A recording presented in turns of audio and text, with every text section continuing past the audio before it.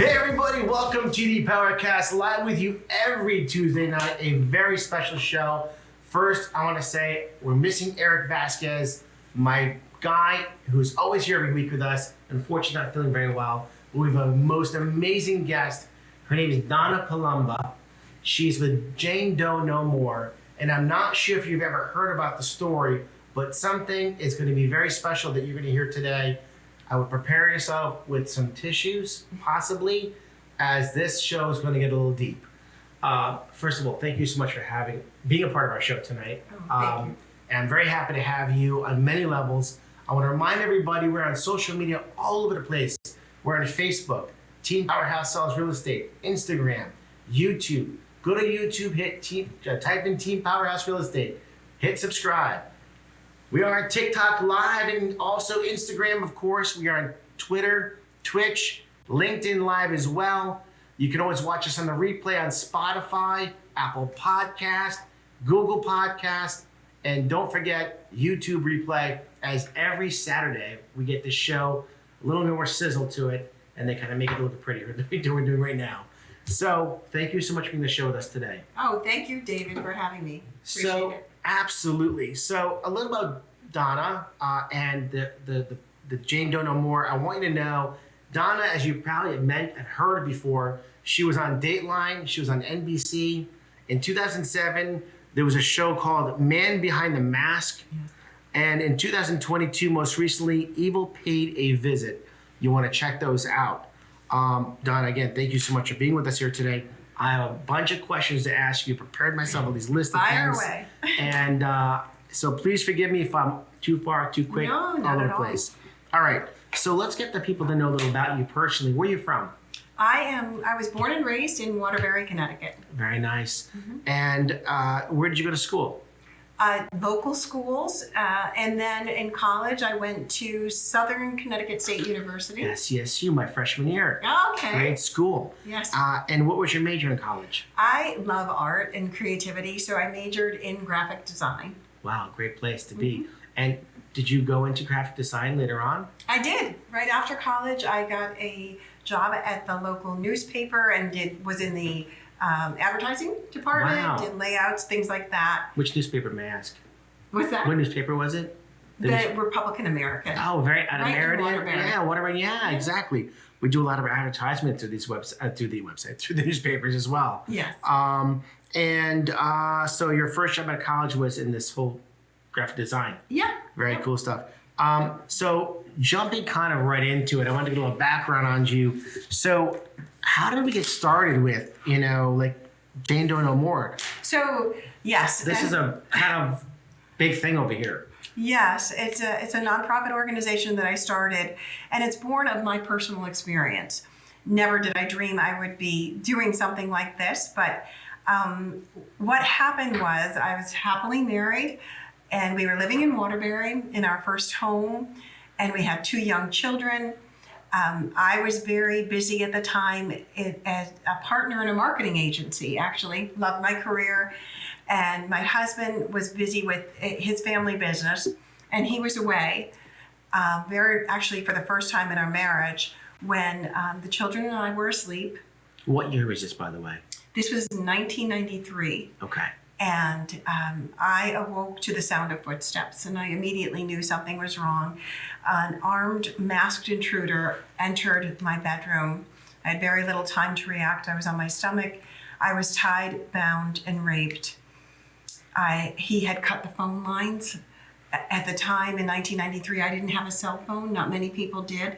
But my first thoughts were of my children. I ran to them, and they were sleeping soundly. It's as if angels were watching over them. And I chose to run for help.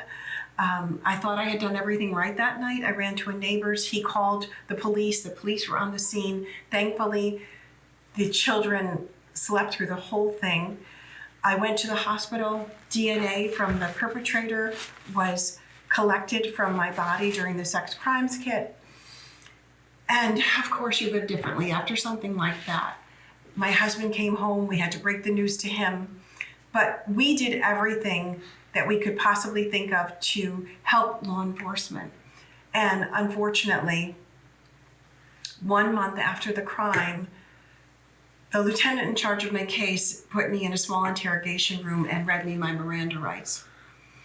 And that is when I truly became, it was devastating to me. I couldn't eat or sleep, and I didn't understand what was happening. We had to get legal help. And it is then that I began to understand about the stigmas associated with sexual crimes. The law enforcement didn't believe me when all I did was tell the truth. And it's because, unfortunately, sometimes people believe that it is somehow the victim's fault, and it is just misplaced blame and shame. And so I chose to fight because I had the love and support of my husband. I have a strong faith, wonderful family, and I had great colleagues, and they were all supporting me. And I learned that most victims are under the age of 21, and most don't report because of these stigmas. And it's not something that you should keep inside. So I'm here to say that if you are a victim of a sexual crime, whether you are a male or a female, however you identify, it is not your fault. You are not to blame, and there is a path forward. There is hope. So we actually filed suit. We won against law enforcement, and I was actually able to help change the way police are trained in the Waterbury Police Department because of the chief of police who believed in me and actually was instrumental in solving my case 11 years later based on DNA evidence alone. And the person who solved the case was Chief Neil O'Leary at the time in 2001, and he then went on to, 2004. He went on to become mayor, and he is mayor of the city of Waterbury right now as we speak. And the perpetrator, who we found out 11 years later, was leading a double life. He was thought to be a church-going, happily married, father of 3, who had grown up with my husband since kindergarten. Oh my God. They played football together in high school. It was the betrayal that my husband feels to this day is palpable, and it tells me something though, David. It's that most of these perpetrators of sexual crimes are someone we know. Over 70% are someone we know. So wow. That is the reason why Jane Doe No More was born. Okay, so now I need you to speak, which is kind of hard after hearing that whole, that's just a little bit of the story of what happened to you. I don't know. All right, I have some questions written down, so please forgive me. A little out of my element, as you can imagine. All of you out there, if you have any questions out there, this is a great time to kind of come up with them, whether you're on Facebook, you're on Instagram, you're on TikTok. Please feel free to reach out, asking questions over here. It's a very sensitive issue, but I'm going to kind of ask you some questions as we go along over here. What an amazing, that's a crazy story. It is. That's why Dateline picked it up. But unfortunately, I'm not alone. There is so many stories that are like this, where the victims of this type of crime is so misunderstood. I'm going to jump off the Sure. list for 1 second. So, and I'm not sure if I'm out of line for asking this question. The person who did this to you never saw them, or did you see them? We saw him afterward and didn't know it because he was armed and masked, and we had no idea who it was for 11 years. And in that time, we had seen each other. I alluded to before we started talking that my sister had gone through a home invasion.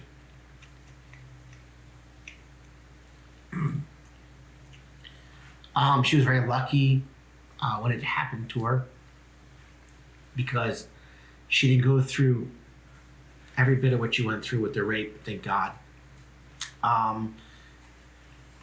But it plays a role in her life on a daily basis. It does. And people out there don't realize how intense psychologically, not to mention physically, but the emotional scarring later on that lives with you, and how you react and live through that is so much deeper and so much longer. You spot on with what you're talking about, David, because we are victims of trauma. And while you can't necessarily see the physical signs of that, Yep. the emotional toll that it takes is lifelong, and there are triggers, there's all kinds of things, but you can find a path forward, and that's what Jane Doe No More is all about. We're all about empowering survivors to find their voice, help educate others so that they advance their healing and then pay it forward. And it helps them in the process. It's an amazing experience, truly.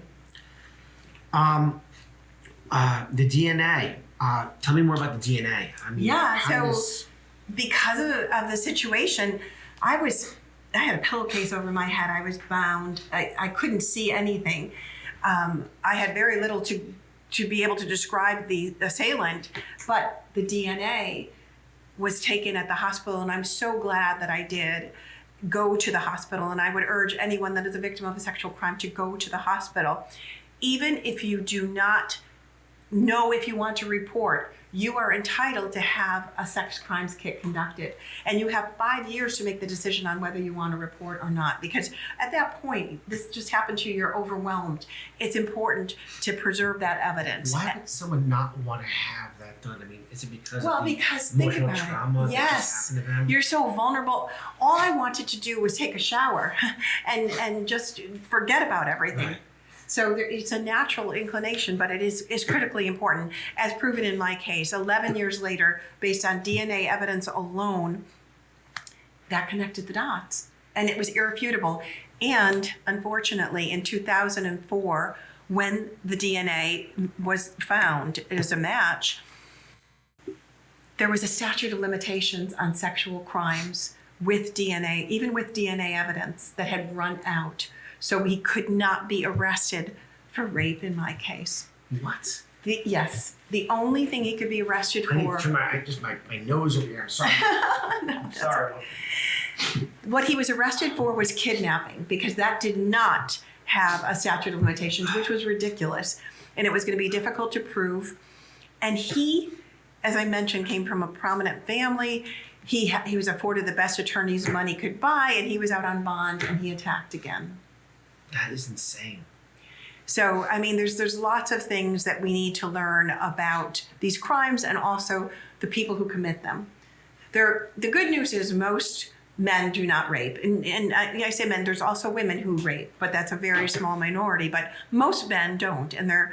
But however, the core offenders are likely to reoffend and have many victims. They get away with it. Exactly. And if they get away with it, I would assume that they must say, well, I can do it again. What do they have no fear. Yes, exactly. They bank on the fact that their victim is not going to come forward, and they'll often use threats, and especially in the cases of child sexual abuse, there's something called grooming, which the perpetrator just preys on vulnerable children. And I know one of our survivors... What child is vulnerable? I mean, that's crazy. Exactly. But to look for someone who maybe their parents are getting divorced and they're looking for a friend, and that's exactly what happened to one of the survivors on our team, Vinny.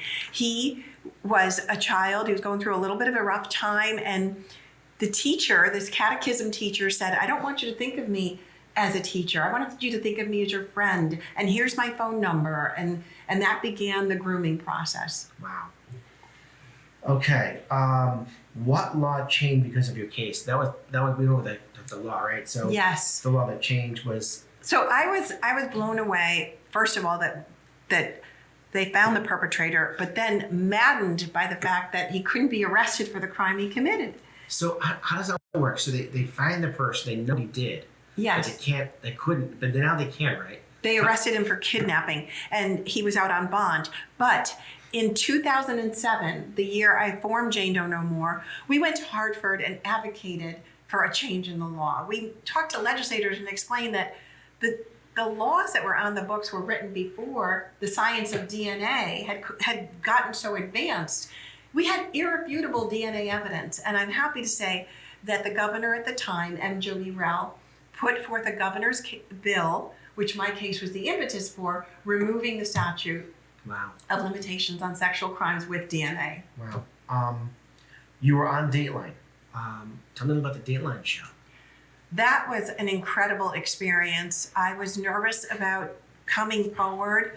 I knew in 2007 when I started the organization, I wanted my name known at that point. And the reason why the organization's name is Jane Doe No More, Yeah. I was Jane Doe in newspapers and medical reports and documentation.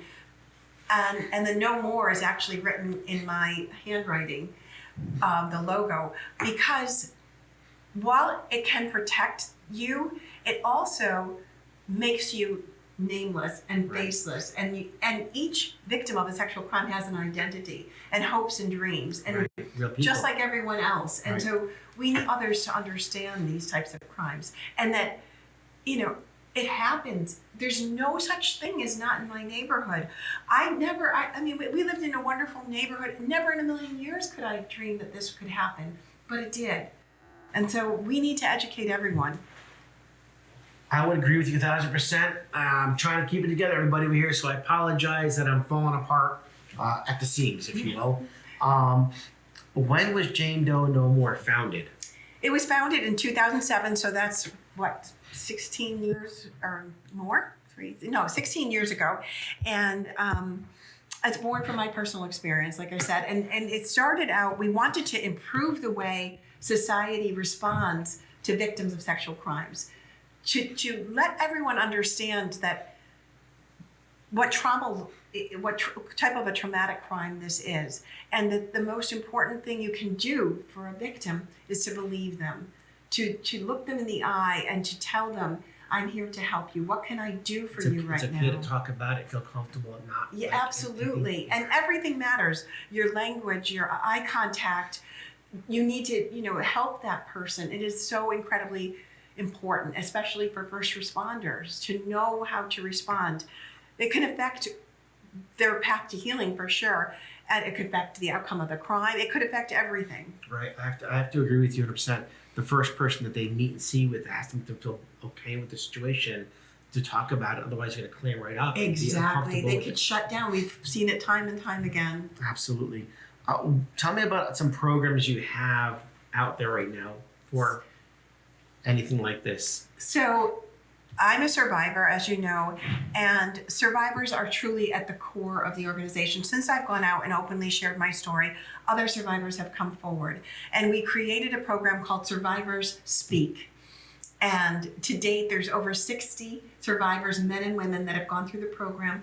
They work with facilitators who are also survivors, who help them to articulate their story, with the hopes that then they will go on to educate others. And the education is so important.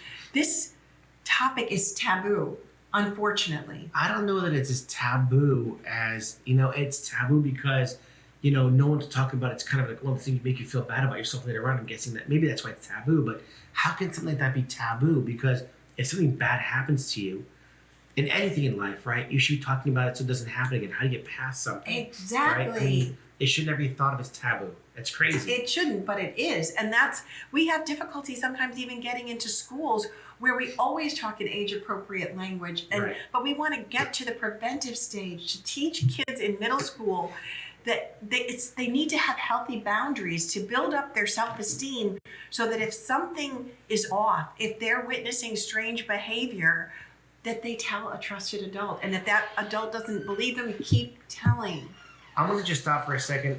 You have a website. It's called JaneDoeNoMore.org, where people they can reach out to you, Yes. you, the organization, Yes. to help maybe find help, if you will. Yes, right? absolutely. So JaneDoeNoMore.org is our website. All of our programs are listed there. In addition to Survivors Speak, we have our Safe Student Initiative, which is what I was saying, talking to children age-appropriate language from middle school through college about sexual respect, how they can play a role in prevention.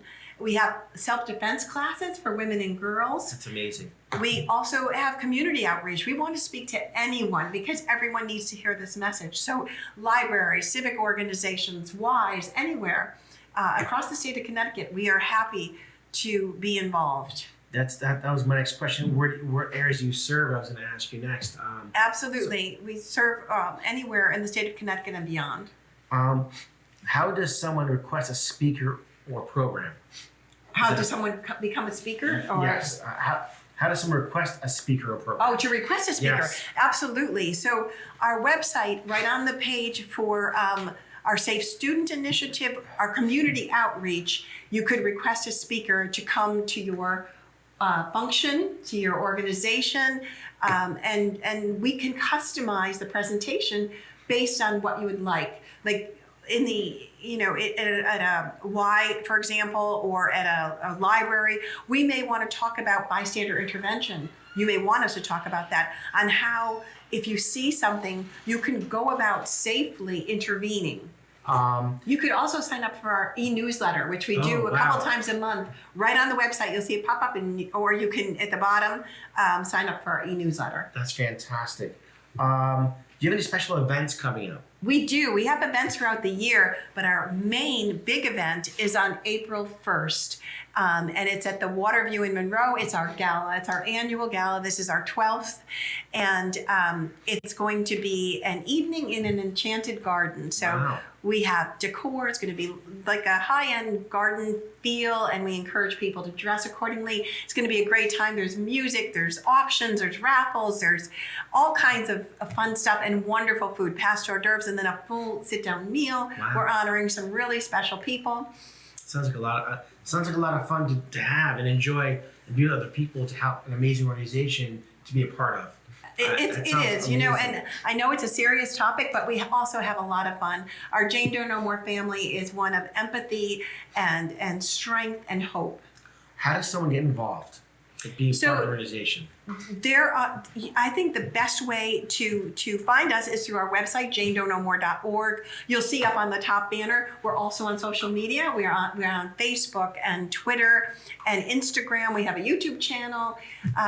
We're very accessible. Fantastic. What are some of the biggest stigmas surrounding sexual crimes? So somehow stigmas of sexual crimes are that the victim is somehow at fault, whether they were dressed a certain way or they went somewhere. It's so important to understand that sex without consent is a crime. It's a sexual crime.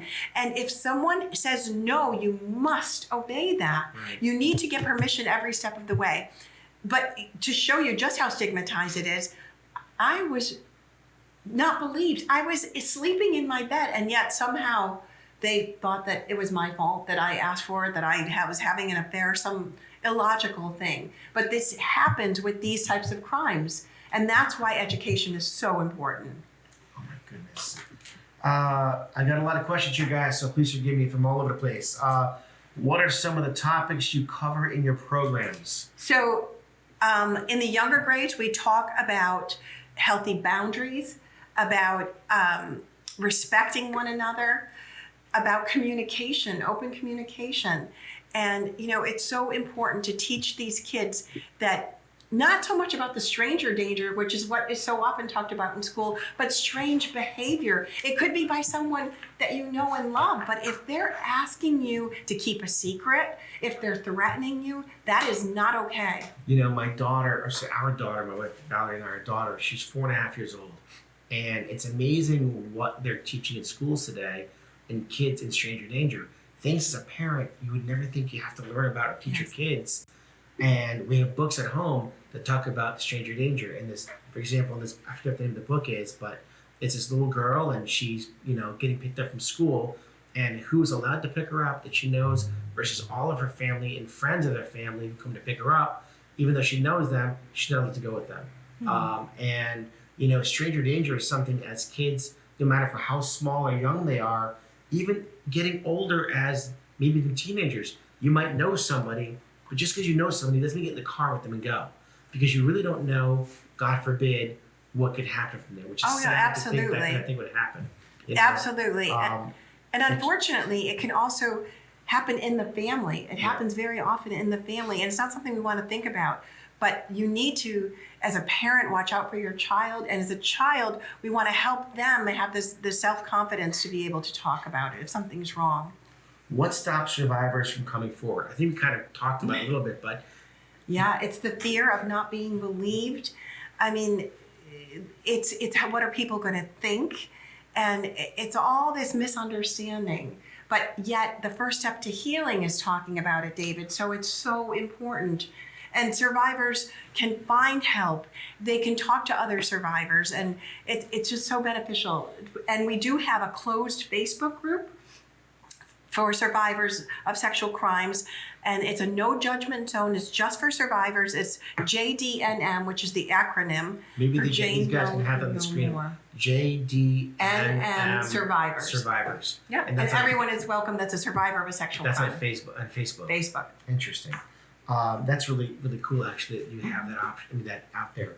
How can someone donate or sponsor a program or event?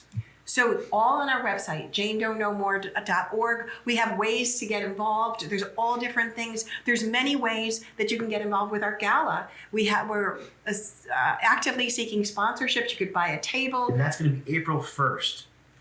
I'm sorry, the gala. Yes, the gala, April 1st. Yes, okay. And I want to mention that the Pettit Family Foundation is the exclusive presenting sponsor. They have been for years, wow. And we're so grateful for their continued support. That's amazing.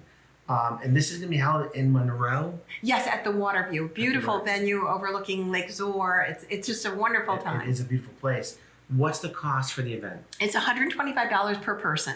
And that'll be food and drinks. Oh, and open bar, right. and it's a beautiful themed venue. It's a lot of fun.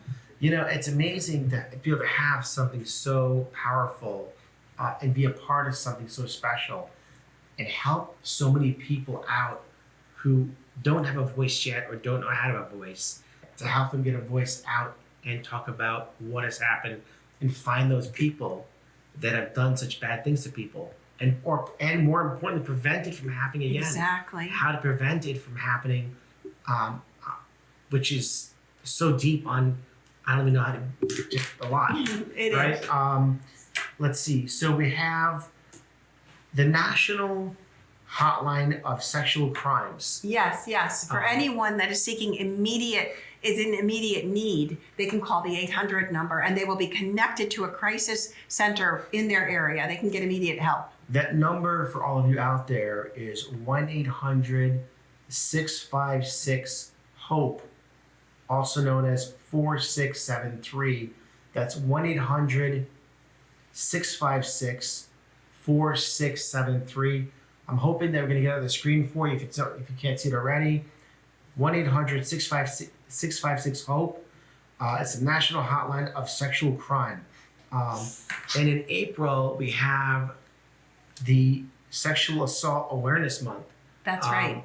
Tell us a little about that, please. So we're obviously kicking it off with the gala on April 1st. It's almost like to talk about this in such a positive way for such a scary thing, but yes. We have to turn it into something positive to how to make it better. You're right. Fix the problem. We have to find a way to talk about it. Yes. Because it is so important. And it's a worldwide epidemic. So it's critically important that we talk about it. So we're going to have all kinds of activities during April, and they will be on our calendar on JaneDoeNoMore.org.